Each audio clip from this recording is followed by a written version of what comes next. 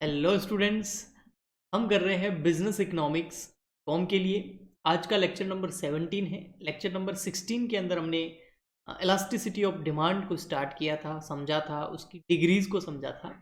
आज हम elasticity of demand calculate करने के जो मेथड्स हैं उसके बारे में बात करने वाले हैं।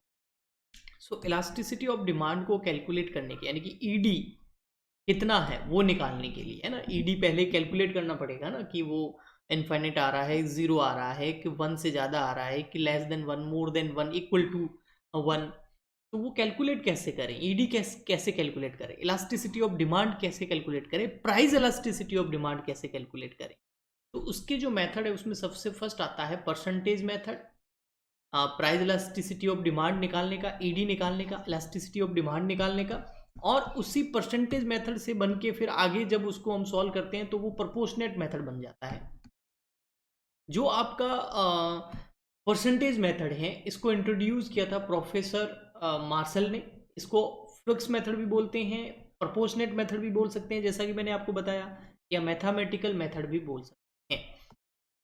Elasticity of demand, price elasticity of demand, ED निकालने का जो फॉर्मूला है वो बहुत इजी है। वो है चेंज इन क्वांटिटी डिमांडेड, लेकिन परसेंटेज में, percentage change in quantity demanded upon percentage change in price. यानी कि क्वांटिटी जो है उसमें परसेंटेज में कितना चेंज हुआ है, ओनली यूनिट्स के अंदर चेंज नहीं देखना है, ये चेंज देखना है कि कितने परसेंट डिमांड जो है वो इंक्रीज या डिक्रीज जो भी हुई हो, लेकिन कितने परसेंट चेंज हुई।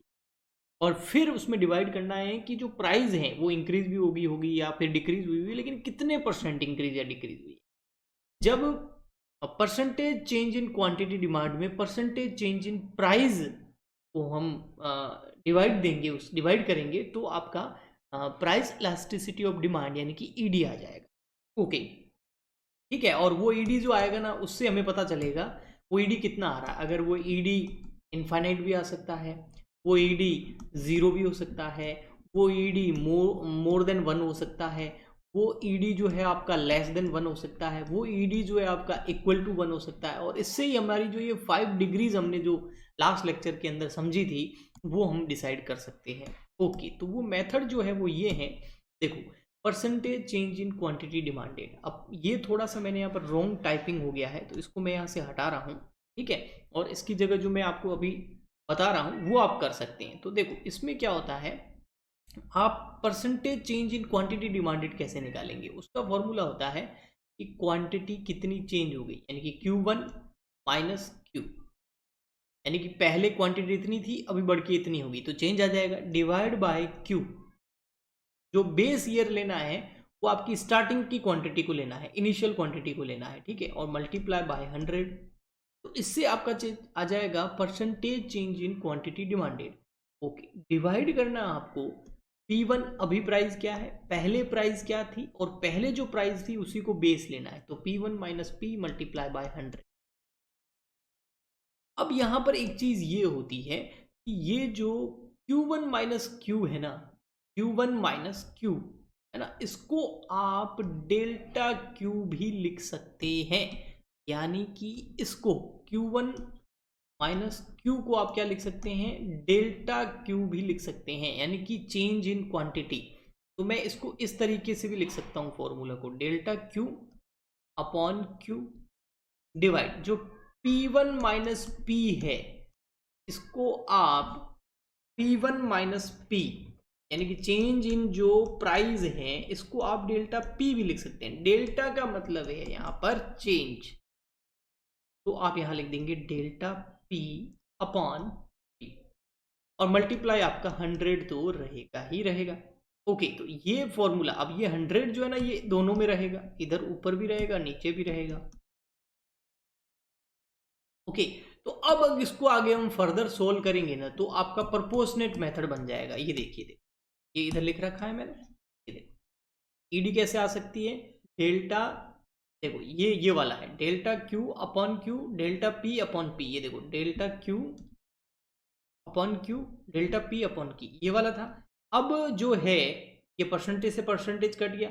अब आप इसको जो है थोड़ा और सोल्व करेंगे, ये थोड़ा सही नहीं लिखा हुआ है, ठीक है, ये वाला है ये, ठीक है, ये तो अब परसेंटेज से परसेंटेज कट हो चुका है। अब इसको आप सॉल्व करेंगे ना तो पता है क्या होगा, ये डेल्टा क्यू तो इधर रह जाएगा, लेकिन अब ये जो है ना ये ऊपर आके जो है ऐसे देखो, ये इसको हम ऊपर ले जाएंगे ना तो ये हो जाएगा P अपॉन डेल्टा P।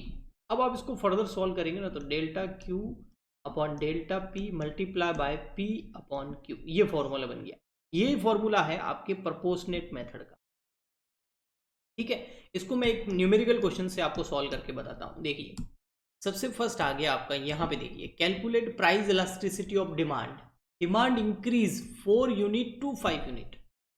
तो डिमांड है ना तो इसमें Q एंड Q1 दो चीजें चाहिए। अब Q कितना है, 4 से बढ़ के 5 हुई है ना तो Q है 4, इनिशियल डिमांड कितनी है 4 और इंक्रीज होके कितनी होगी वो 5। फिर ऐसे कैसे, due to fall in price 10 to 8, price 10 से कितनी हो गई 8, तो P कितना हो गया 10 और P1 कितना हो गया नई वाली प्राइस 8। अब ये आपको दिया हुआ है, अब आपको निकालना है ED और बिल्कुल आसानी से आप निकाल सकते हैं।